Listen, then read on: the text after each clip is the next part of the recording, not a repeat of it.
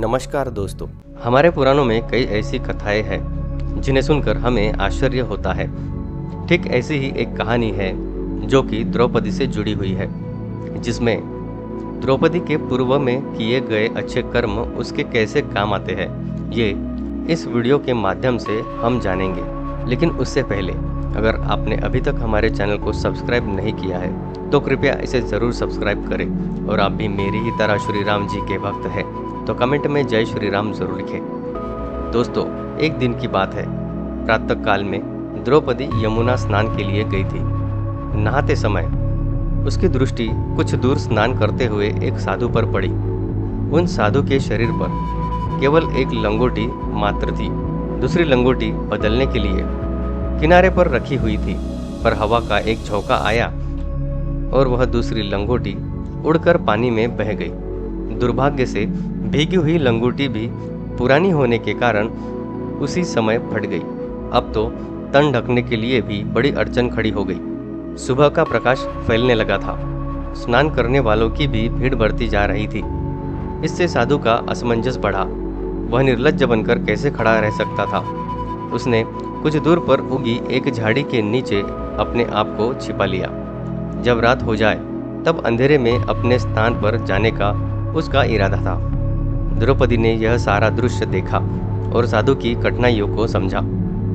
द्रौपदी ने उस साधु की सहायता करने की बात सोची।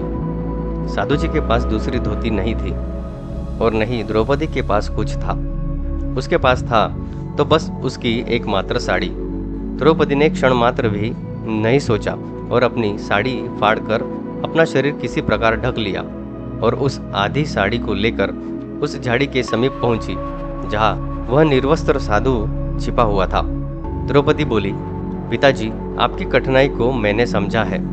अपनी आधी साड़ी फाड़ कर लाई हूँ, इससे आप अपना तन ढक ले और घर चले जाए। अपनी आधी साड़ी से मेरा भी काम चल जाएगा। यह बात सुनकर साधु की आंखों में आंसू आ गए। उसने कपड़े के टुकड़े को ले लिया और पहना और अपने घर चला गया। मन ही मन में आशीर्वाद देता गया कि भगवान सदा तुम्हारी लज्जा को ढके रहे। कुछ दिन के बाद एक दिन द्रौपदी को पांडव जुए में हार गए। दुशासन उसे भरी सभा में निर्वस्त्र करने के लिए उतारू हो गया। वीरों और धर्म आचार्यों से भरी सभा में उसकी सहायता किसी ने भी नहीं की। तब द्रौपदी ने इस विकट संकट में भगवान को पुकारा, जो कि शेष शैया पर सोए थे। तब नारद जी ने उन्हें जगाकर कहा, हे प्रभु, उठिए, भक्तों की पुकार सुनिए, उनकी सहायता का प्रबंध कीजिए। तब भगवान ने उन्हें आंखों से कहा, न मैं किसी की सहायता करता हूँ और ना ही मैं किसी को हैरानी में डालता हूँ। सभी अपने अपने कर्मों का फल भोगते हैं। अगर द्रौपदी का कोई पिछला पुण्य हो तो पता लगाओ। अगर पुण्य होंगे तो उसके हिसाब से उसको बदला मिल जाएगा। तब नारद जी ने हिसाब की बही देखी। विदित हुआ कि द्रौपदी ने किसी साधु को अपनी साड़ी फाड़कर दान दी थी। वह टुकड़ा अब बैच समेत बढ़ते बढ़ते गट्ठे जितना हो गया है। तब भगवान ने अपने गरुड़ पर चढ़कर वस्त्रों का गट्ठा लिया और कौरवों की सभा के समीप पहुंचे, जहां दुशासन वस्त्र खींचता गया। भगवान ऊपर से उसकी पूर्ति करते गए। खींचने वाला थक गया, लेकिन वस्त्र बढ़ता रहा और भगवान की मदद से द्रौपदी की लाज बच गई। उसे आधी साड़ी के बदले हजारों गज कपड़ा मिल गया।